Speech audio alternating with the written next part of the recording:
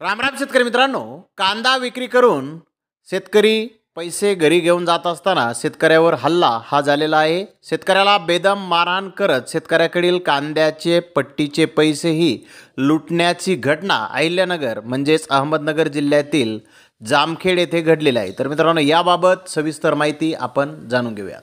जामखेड येथे कांदा विकून मिळालेले पट्टीचे पैसे घेऊन परत गावी जात असताना जामखेड करमाळा रोडवरील चुंबळी फाट्याजवळ पाठीमागून दोन दुचाकीवर आलेल्या चौघांनी शेतकऱ्याची दुचाकी रोखून त्यांना बेदम मारहाण करत मोबाईलसह त्यांच्या जवळील 1,64,000 रुपये लुटले आहेत। ही घटना सोमवारी सायंकाळी घडली। या प्रकरणी शेतकरी विकास दत्तू मलंगनेर वय 45 राहणार नान्नज यांनी फिर्याद दिली असून जामखेड पोलिसांनी 4 अज्ञात चोरट्याविरोधात गुन्हा दाखल केला आहे। शेतकरी विकास मलंगनेर यांनी 15 दिवसापूर्वी शेतातील काढलेला कांदा जामखेड येथील एका ट्रेडर्सच्या दुकानात विकला होता। यानंतर शेतकरी विकास मलंगनेर हे काल सोमवार दिनांक 15 रोजी कांद्याचे पैसे आणण्यासाठी जामखेडला आले होते। यावेळी त्यांच्यासोबत त्यांचे जोडीदार अशोक महादेव मोहोळकर होते।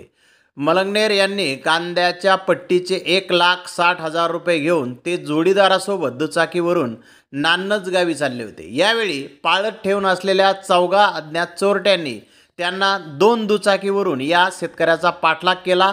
यावेळी चोरट्यांनी मलंगनेकर यांची दुचाकी चुंबळी फाट्याजवळ रोखली। यावेळी मलंगनेकर आणि मोहोळकर यांना बेदम मारहाण करीत त्यांच्याकडील 1,60,000 रुपये आणि मोबाईल पळून नेला।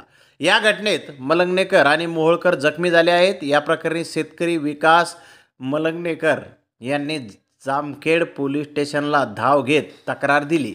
पुढील तपास सहाय्यक पोलीस निरीक्षक गौतम तायडे हे करत आहेत। भर रस्त्यात सायंकाळी शेतकऱ्याला मारहाण करून लुटण्याच्या घटनेने खळबळ उडाली आहे। यापूर्वी देखील भरदिवसा जामखेड कुसडगाव रोडवरील काजेवाडी तलावाजवळ एका सोन्याच्या व्यापाऱ्यास लुटण्यात आले होते। जामखेड तालुक्यात भरदिवसा चोरी व लुटमारीच्या घटना वारंवार घडत असल्याने कायदा व सुव्यवस्थेचा प्रश्न निर्माण झाला आहे।